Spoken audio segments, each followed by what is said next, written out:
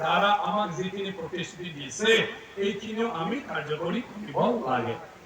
এটা ভাল কথা হ'ল আজি সেই চুক্তিৰ দ্বাৰা ডেভেলপমেণ্ট কাউন্সিল হ'ল। আজি সেই চুক্তিৰ স্পিৰিটতে সান্তালী ভাষাক মাধ্যম হিচাপে অল স্ক্ৰিপ্টৰ দ্বাৰা আজি চৰকাৰে স্বীকৃতি প্ৰদান কৰিলে সান্তালী ভাষা। আৰু সেইদিনা বিধানসভাত ভৱিষ্যতত যেতিয়া মাধ্যমখন পঢ়ি কলেজ পাব, ইউনিভাৰ্চিটি পাব, এছ'চিয়েট অফিচিয়েল লেংগুৱেজ পঢ়াৰ কাৰণেও সেইদিনা বিধানসভাত এক প্ৰকাৰ প্ৰতিশ্ৰুতি প্ৰদান হ'ল। আৰু মই সেইকাৰণে কৈছোঁ সেইদিনা মইতো স্পীকাৰ কেতিয়া থাকো কেতিয়া নাথাকো, কিন্তু আপোনালোকে অসম বিধানসভাৰ সেইদিনা চৰকাৰী ভাষা যিটো পাছ কৰিছিলে মণিপুৰী ভাষা আৰু তাত আদিবাসী ভাষা মানে সান্তালী ভাষাক লৈ বহুত চৰ্চা হৈছে আৰু প্ৰতিশ্ৰুতি প্ৰদান কৰা হৈছে ভৱিষ্যতত এছ'চিয়েশ্যন অফিচিয়েল লেংগুৱেজ হিচাপে সান্তালী ভাষাক লোৱা হ'ব বা ভাষা হ'ব। এই ৰেকৰ্ডটো আপোনালোকে এতিয়াৰ পৰা ওলাই থোৱা, পিছত লাইব্ৰেৰীত বিচাৰিলেও নাপাব পাৰে, হয় না নহয় প্ৰদীপ নাথ? বিধানসভাৰ ৰেকৰ্ড বিলাক ওলাই লওক। বিধানসভাৰ এক্সপিৰিয়েঞ্চটোহে কামত হ'ব। বিধানসভাৰ আজি মুখ্যমন্ত্ৰী ডাঙৰীয়া কি আছে যে একোতো প্ৰব্লেম নাছিলে, অকণমান ৰিজাল্ট চিট বিলাক বঢ়াই মিলি একেলগে এছটি হোৱাটো কাম কৰোঁতে ইমান ডাঙৰ নাছিল। কিন্তু যেতিয়া বিধানসভাৰ মজিয়াত উইদাউট এফেক্টিং দি এক্সিষ্টিং ট্ৰাইবেল আৰু দুইটাৰ মাজত কোনো সমিল মিল নাথাকিব, এইবিলাক যেতিয়া বিধানসভাত প্ৰস্তাৱ ল'লে আৰু সেই সময়ৰ চৰকাৰে যেতিয়া এইখিনি সিদ্ধান্ত ল'লে আৰু সেই সিদ্ধান্ত থকাৰ কাৰণে আজি স্পিৰিটটো কেনেকৈ গৈ থাকিল যে নতুন জনজাতি হ'ব, কিন্তু পুৰণা জনজাতি বিলাকৰ তেওঁলোকৰ যি আছে যি প্ৰটেকশ্যন আছে সেইটো কোনো ক্ষেত্ৰতে ক্ষতি নহ'ব নোহোৱাটো। সেইকাৰণে এতিয়া বৰ্তমান মই কোৱাটো বিধানসভাৰ যিবোৰ কথা আদিবাসীক লৈ সান্তালীক লৈ কোনোবা ওৰামত লৈ যিবোৰ চলি আছে এইবোৰ বিধানসভাৰ ৰেকৰ্ডটো আপোনালোকে লৈ থাকিব আৰু ভৱিষ্যতত সেইটোৰ দ্বাৰাই আপোনালোকৰ যেতিয়া সময় আহিব এই কথাটো উনুকিয়াই পেলাই চৰকাৰীভাৱে অলৰেডি এছুৰেঞ্চ যিহেতু আছে সেইটো সহজভাৱে কৰি ল'ব পাৰিব। গতিকে বিধানসভাৰ প্ৰত্যেকটা কথাই বহুত গুৰুত্বপূৰ্ণ কথা। গতিকে আজি মই সেইটো মুকলিভাৱে আপোনালোকক জনাইছোঁ। বৰ্তমানত দীঘলীয়া বক্তব্য আৰু মই ৰাখিব খোজা নাই।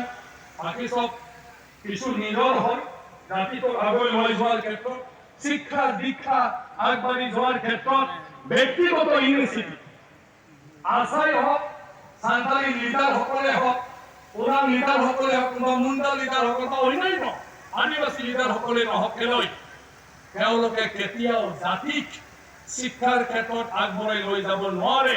অকল মিটিং পাতি ভাষণ দি থাকিলে নহ'ব।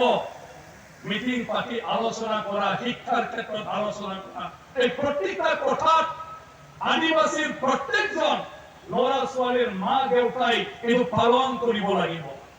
ঘৰখনত যদি নিজৰ ল'ৰা ছোৱালীক পঢ়োৱাৰ ক্ষেত্ৰত গুৰুত্ব নলয়, ল'ৰা ছোৱালী ৰাতিপুৱা কিমান বজাত উঠে সেইবোৰত বহিছে নাই সেইটো যদি খবৰ নলয়, সন্ধিয়া সময় ল'ৰা ছোৱালী ঘৰত সোমাইছে না নাই সেইবোৰত বহিছে না নাই সেইটো যদি আমি খবৰ নলওঁ, মাষ্টৰৰ লগত অলপ কথা পাতি ল'ৰাজন অংকত বেয়া না ইংৰাজীত বেয়া না বিজ্ঞানত বেয়া, ক'ৰবাত আমি টিউচন দিব লাগে নেকি সেইটো যদি আমি নিজে নিবিচাৰো, আমাৰ ল'ৰা ছোৱালী আজি বাগানে বাগানে মডেল স্কুল বনালেও, মডেল কলেজ ওচৰে পাজৰে থাকিলেও, মেডিকেল কলেজ ইউনিভাৰ্চিটি আমাৰ অঞ্চলত হ'লেও আমাৰ ল'ৰা ছোৱালী কেতিয়াও ডিগ্ৰী নাপায়, ডিগ্ৰী নহ'ব। গতিকে আমাৰ ল'ৰা ছোৱালী ডাঙৰ মানুহৰ সপোন মা দেউতাহে ভাবিব লাগিব।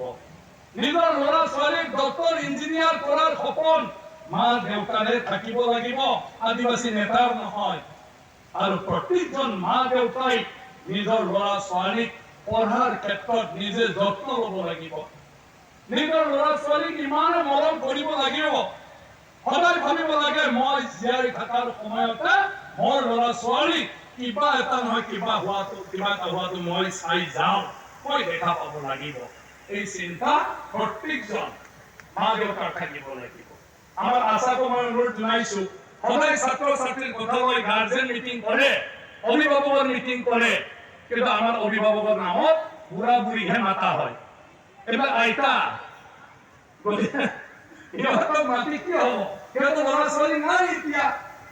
গতিকে আমি যেতিয়া গাৰ্জেন মানে মিটিং লওঁ, তেতিয়া 25ৰ পৰা 35 বছৰ, খুব বেছি 40 বছৰ বয়সৰ মানুহক লৈহে অভিভাৱক মিটিং কৰিব লাগে। কাৰণ স্কুলত যোৱা ল'ৰা ছোৱালী এই বয়সৰ মানুহৰহে ল'ৰা ছোৱালী। এতিয়া পৃথিৱীৰ মাজত ইয়াত যদি গাৰ্জেন মিটিং মাতি ঠিকছে গালি দিয়ে, তেওঁতো নাতিহে আছে, নিজৰ ল'ৰা ছোৱালী নাই, হয় নে নহয়?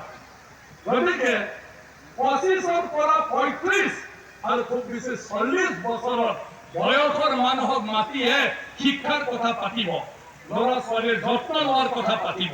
কিন্তু তাতকৈ বুঢ়া বুঢ়ী মানুহ হলে একো লাভ নাই, কাৰণ সিহঁতৰ আৰু ল'ৰা ছোৱালী নাই স্কুল কলেজত যোৱা। গতিকে যুৱ শক্তি, মহাশক্তি আৰু যুৱ বিলাকৰহে ল'ৰা ছোৱালী আছে, যুৱক বিলাকৰ যোৱা অৱস্থা। গতিকে সেইবিলাক আমি নিজে কৰণীয় কাম। আৰু শিক্ষাই আচল, ৰাজনৈতিকভাৱে নাম্বাৰ নাথাকিলে একো নহয়। তুমি গৰামী কৰিলেও আদিবাসী কৰিলেও কিমান মন্ত্ৰী এমএলএ হ'ব? কিন্তু শিক্ষাৰ দ্বাৰা যে পঢ়ি পেলাই আমি IAS SCS অফিচাৰ বনাব পাৰো, হ'ব পাৰো, ডক্টৰ ইঞ্জিনিয়াৰ যদি আমি কৰিব পাৰো, এই মানুহখিনিয়ে সমাজখনৰ কাৰণে চৰকাৰক বহুখিনি কাম কৰাব পাৰে। শিক্ষাৰ দ্বাৰাই আমাৰ সপোন বাস্তৱত হ'ব পাৰে, যদিহে আমি সবে শিক্ষাৰ ক্ষেত্ৰত গুৰুত্ব দিব পাৰো। গতিকে যাৰ ৰাজনীতিত নহয়, তেওঁ শিক্ষাৰ দিশত আগুৱাই যাব লাগিব। আজি চাকমা আছে অৰুণাচলত, MLA মন্ত্ৰী হ'ব নোৱাৰে, কিন্তু চাকমা কেইটাই